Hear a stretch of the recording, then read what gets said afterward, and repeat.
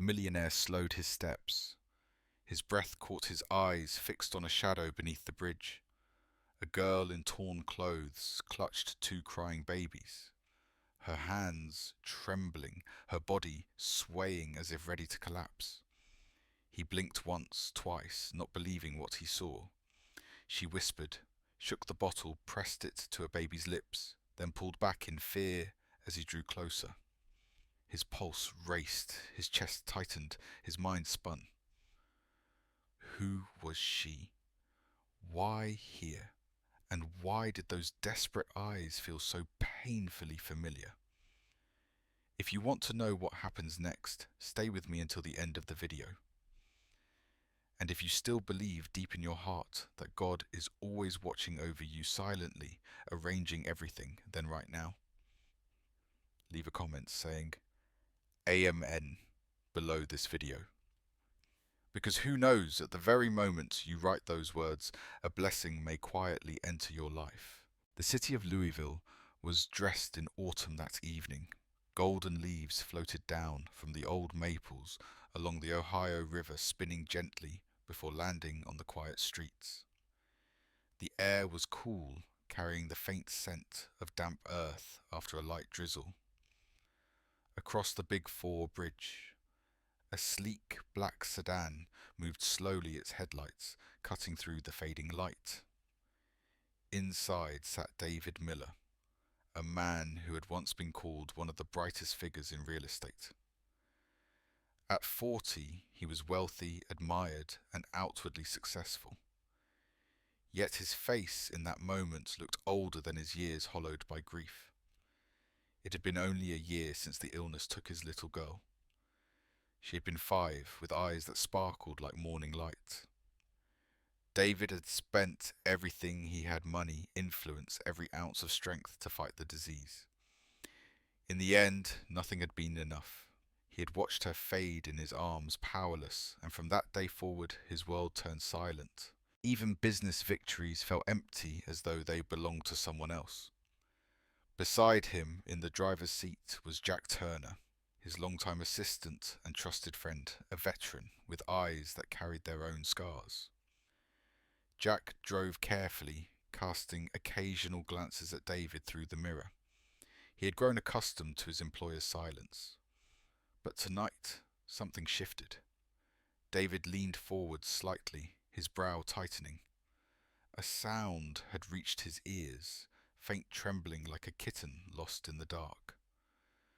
"Stop the car," David said suddenly. Jack pulled over without hesitation. "Is something wrong, sir?" David didn't answer. He opened the door and stepped into the sharp wind blowing across the bridge.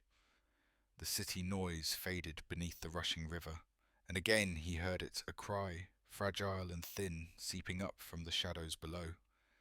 His heart tightened. Slowly he walked toward the railing, peered into the dim space under the bridge, and froze. Beneath the concrete pillars, half hidden by darkness, a small figure crouched against the cold ground. It was a little girl, no more than 6. Her blonde hair tangled, her dress torn and smeared with mud.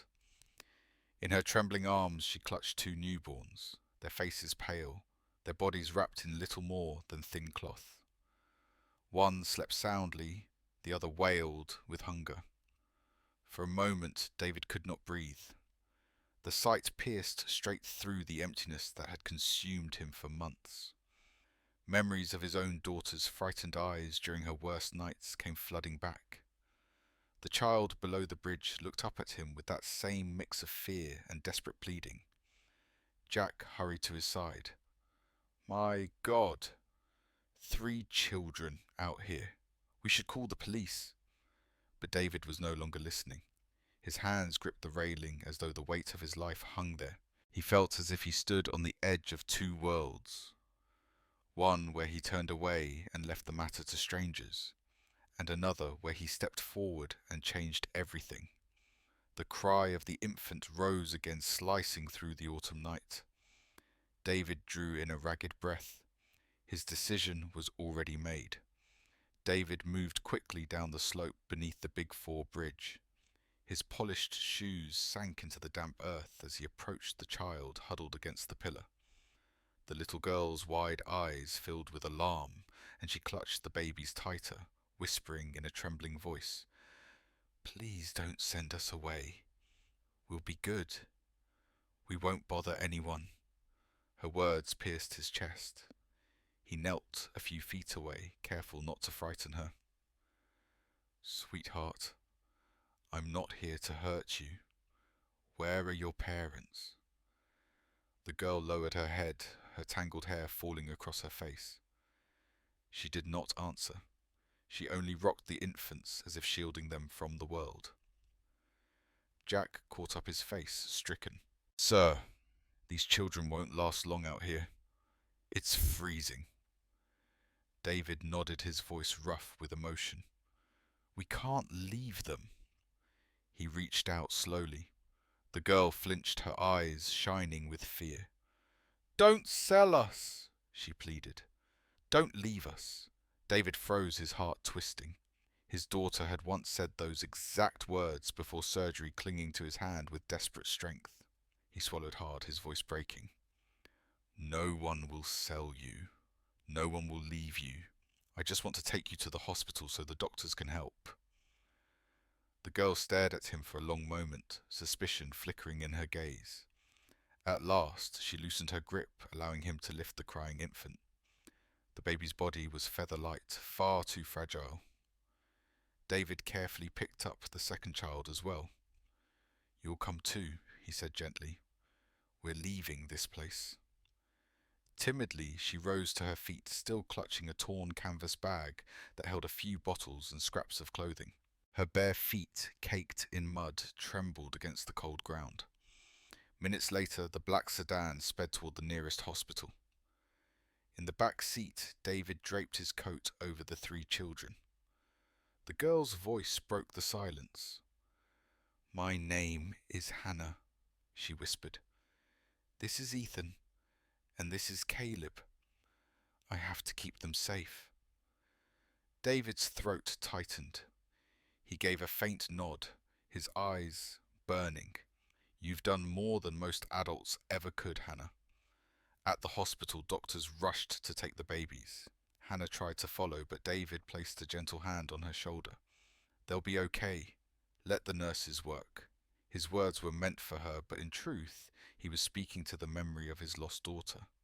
When the children were declared stable, David signed admission papers.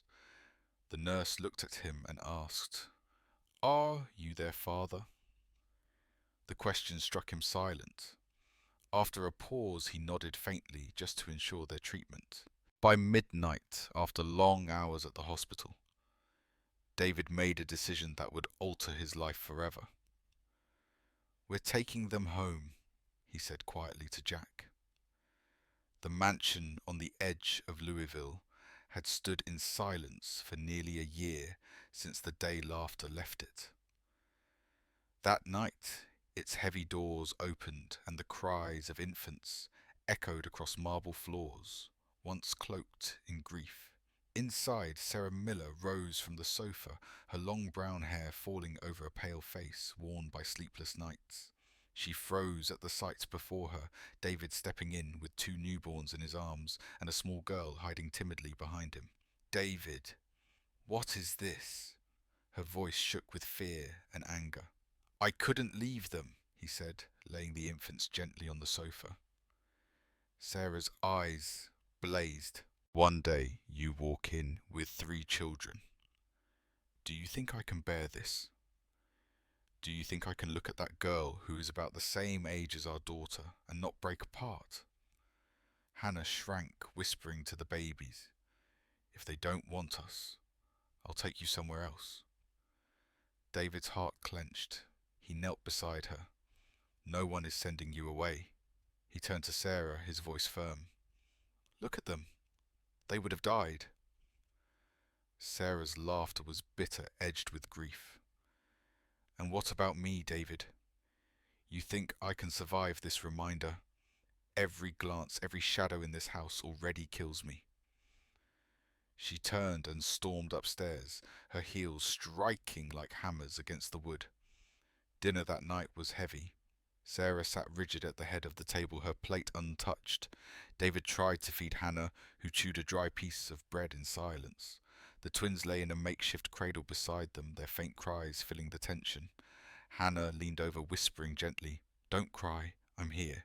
Her voice trembled with weariness, but carried a tenderness beyond her years. Sarah glanced at the scene. Her hands clenched, her heart torn. She excused herself, leaving David to tuck the children into the guest room. Later that night, Sarah opened the door quietly. She found David sitting beside the bed, his gaze fixed on Hannah as she slept curled against the wall, still clutching her torn bag. His expression was soft, filled with the same tenderness he once reserved for their daughter. Sarah's heart ached. She turned away, whispering into the empty hallway, "He's replacing her." While the Miller house stirred with conflict in another part of Louisville, a different mansion glowed late into the night. Inside, Mark Sullivan slumped in a leather chair, his eyes red from drink. Across from him sat Claudia Ross, sharp-eyed and cold. "She looks too much like her mother," Mark muttered. "I couldn't bear it." Claudia leaned forward, her smile thin as a knife. "Then it's better she's gone. We have a future to secure. Let Harold handle the rest." From the shadows, attorney Harold Bishop adjusted his glasses, his briefcase heavy with forged papers. "If those children disappear from the record, the Sullivan inheritance flows directly into your name." Claudia's eyes glimmered with greed. "Make it happen. I don't ever want to see them again." The days that followed brought little peace to the Miller home. David tried to keep the children comfortable, arranging for new cribs, warm blankets, and a nurse to visit daily. Hannah followed him everywhere, her eyes wide with a mixture of fear and hope. She rarely slept, often whispering to her brothers in the dark, promising them she would never let anyone take them away. Sarah remained distant. She moved quietly through the house, her grief wrapped tightly around her like a shroud. Every time she caught sight of Hannah, she felt a sharp pang in her chest. The little girl's eyes were too bright, too familiar. They mirrored the eyes of the daughter she had lost. Sometimes Sarah lingered in the doorway at night, listening to Hannah's fragile lullabies to the twins. Her heart longed to reach out, yet guilt and fear pulled her back. Far across town, Claudia Ross was moving quickly. At an upscale cafe, she sat across from Donna Pierce, the orphanage director. Claudia's dark eyes gleamed as she pushed a thick envelope across the table. "If social services find those children, you know what to do," she said coolly. Donna smirked, sliding the envelope into her bag. "With this much, their records will vanish. As far as the state is concerned, they never existed." Claudia leaned back, her lips curling. "Good. And once they're gone, nothing will stop us." Meanwhile, Harold Bishop was preparing another move. In his office, he tapped a USB drive against his desk. "A little video goes a long way," he muttered. He had already enlisted Travis Cole, a hungry tabloid journalist known for bending truth into headlines. That weekend, a blurry clip surfaced online. It showed a thin blonde girl crouched in a supermarket aisle, slipping a box of powdered milk into her bag. Red letters scrolled across the screen: "Illegitimate daughter of Louisville businessman David Miller, caught stealing." Within hours, the video spread like wildfire. Social media exploded with comments. "So much for the perfect businessman. Can't even feed his own child." Others scoffed. "Blood tells. A thief will always be a thief." At Miller Holdings headquarters, phones rang non-stop. Shareholders demanded answers. "Our stock is already down 4 points this morning," one barked during a video call. Is that girl really his child? The public won't forgive this scandal. David stood tall, his voice steady but cold. That video is not the truth. I will handle it. But his composure did little to calm the storm. Doubt had already taken root. At home, Sarah confronted him, holding her phone with the video glowing across the screen. What else are you hiding from me, David? The entire city is watching. How long do you plan to defend them? David's voice trembled, but his words were firm. I believe Hannah. She didn't steal anything. Sarah's laughter was sharp, edged with tears. Believing doesn't change what everyone else sees. From the corner of the room, Hannah huddled against the wall, clutching her bag. Her eyes brimmed with tears. I didn't steal, she sobbed. I was only looking. Her thin voice carried so much pain that even Sarah turned away, unable to meet her gaze. A week later, Louisville's Harvest Festival filled the downtown streets. Stalls overflowed with pumpkins, fresh bread, and bright banners. Families gathered to enjoy the crisp autumn air. David had hoped the festival might lift Hannah's spirits, give her and the twins a glimpse of normal childhood. But as they walked through the crowd, whispers began to spread. People pointed. Some muttered harsh words. That's him, the one hiding children. Others sneered, look, the little thief. Hannah's small hand gripped David's tightly, her knuckles white. She lowered her head, her braids trembling with each step. The twins whimpered in their stroller, sensing the tension. Then a voice rang out loud and mocking. Travis Cole stood on a nearby bench, a phone in his hand, his words amplified by the curious crowd. Louisville's golden businessman, David Miller, parading his illegitimate children for sympathy. How long before he admits the truth? The crowd rippled with murmurs. Some jeered. Others lifted phones to record. Hannah's eyes filled with panic. She tugged at David's sleeve. Can we go home? She whispered. Before David could answer, Sarah appeared at his side. She had joined, reluctantly, still torn, but what she saw now pierced her heart. Hannah clung to David, trembling as strangers hurled words sharp as stones. For a moment, Sarah stood frozen. Then something inside her broke. She stepped forward, her voice trembling, but clear enough to cut through the noise. Stop this. That child is not what you say. The crowd wavered, surprised by her sudden defense. Travis smirked, lifting his phone higher. And who are you to speak? Sarah's eyes burned. I am her mother now, and I will not let you destroy her. Hannah's head snapped up, her wide eyes filling with tears. She had longed for those words, never daring to hope she would hear them. The world around her blurred, but Sarah's hand reached down, warm and steady, pulling her close.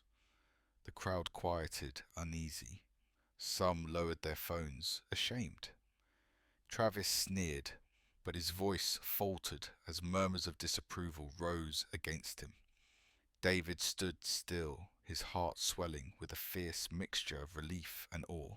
For the first time since their daughter's death, Sarah had chosen not grief but love, and in that moment the course of their lives shifted. The Jefferson County Courthouse loomed tall against the grey morning sky. Reporters clustered on the steps, their cameras flashing as David Miller arrived in a dark suit. Hannah clung to his arm, her small face pale, while Sarah carried one of the twins and a social worker held the other. The crowd's murmurs were relentless. There they are, the children. Is it true? Inside the courtroom buzzed with tension. On the high bench, Judge Randall, a stern man with silver hair, tapped the gavel. This hearing will determine custody of the children, known as Hannah Ethan and Caleb Sullivan. Harold Bishop rose first, his black suit gleaming, his thin smile sharp. He placed a USB drive on the table. Your Honor, I present evidence. This video shows Hannah engaged in theft. A 6-year-old with such tendencies is clearly unfit to remain under Mr. Miller's influence. The screen lit up. The blurry supermarket clip appeared once more, Hannah crouching, slipping a box into her bag. Gasps rippled through the room. See for yourselves, Harold continued, his voice smooth. If a child this young is already a thief, what future awaits her under reckless guardianship? Hannah's eyes widened in horror.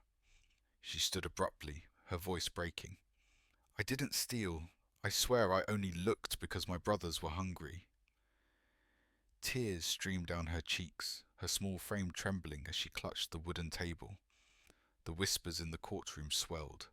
Some spectators shook their heads. Others muttered, "She's lying." David started forward, but Sarah's hand touched his arm. She rose instead, her voice unsteady yet resolute. That video is false, Harold sneered. Mrs. Miller, emotion cannot replace evidence. Sarah's voice grew stronger. I have watched that child give up her last piece of bread to feed her brothers. I've seen her stay awake through the night, whispering lullabies so the twins wouldn't cry. That is not the heart of a thief. That is the heart of a mother. The room fell silent, her words echoing with unexpected force. Even Judge Randall leaned back, studying her with keen eyes. But Harold was not finished.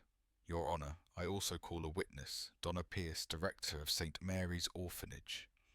Donna entered in a neat blue dress, her heavy makeup barely masking her nerves.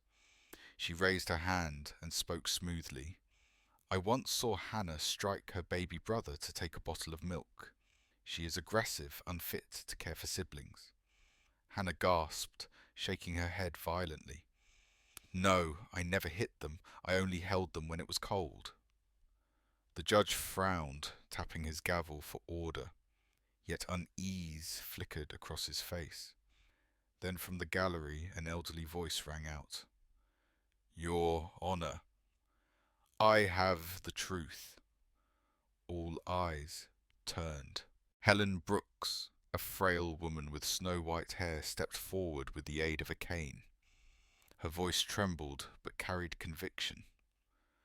I was their neighbour. I saw Mark Sullivan drive those children out into the rain. Hannah begged him, please don't leave me, but he turned away. A wave of shock rippled through the courtroom. Harold's face blanched. Claudia, seated nearby, clenched her fists so tightly her nails cut into her palms. This cannot be verified, Harold snapped. But Helen lifted a small recorder. With a click, the sound of a child's voice filled the chamber. Daddy, please don't leave me. The sobs of rain and a man's angry shout followed. Gasps filled the air. The judge's gavel struck sharply. This testimony will be entered into the record. We will investigate these claims thoroughly. His eyes turned cold as he faced Harold. At that moment, Lucas Hayes, the young cybersecurity expert, approached the stand.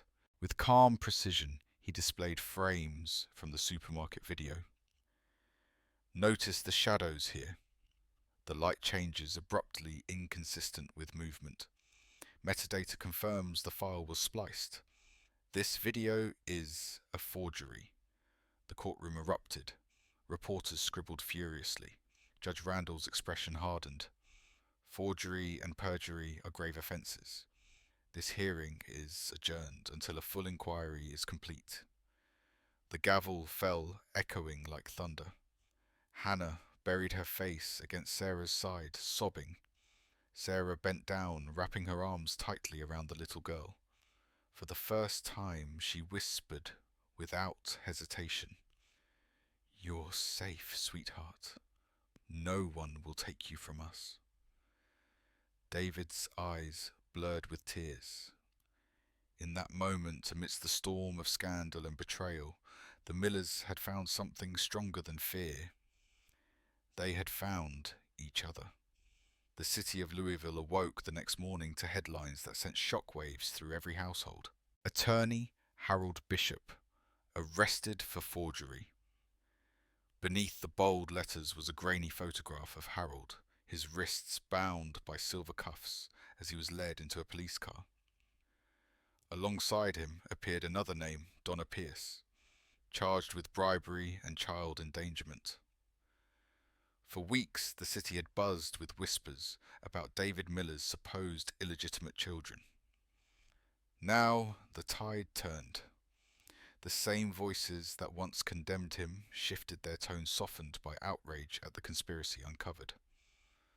On live television, Travis Cole sat stiffly under the studio lights. His tie was crooked, his face pale with shame. The host's questions were sharp. "Mr. Cole, you published a video proven to be falsified. Do you take responsibility for the harm it caused?" Travis's voice cracked. I apologize to Mr. Miller, to his family, and especially to Hannah. I rushed for a story without verifying the truth. It was reckless and it hurt an innocent child. I will accept whatever consequences come. Millions watched as he bowed his head. But in the Miller living room, David simply muted the television. His hand rested gently on Hannah's shoulder. "That's enough," he murmured. "Words won't heal her. Only time will." Sarah sat nearby holding Ethan while Caleb cooed in her lap. For the first time in months, her eyes softened. She watched Hannah lean against David, her tiny frame relaxing as if she finally believed she belonged. Across town, Mark Sullivan sat in a dim cell, his head in his hands. The bottle that had once numbed his pain was gone, leaving only raw regret. In a letter scrawled with trembling hands, he wrote to Hannah, "I'm sorry. I was blind with grief. I thought pushing you away would silence the memories of your mother. Instead, I lost everything. One day, if you can forgive me."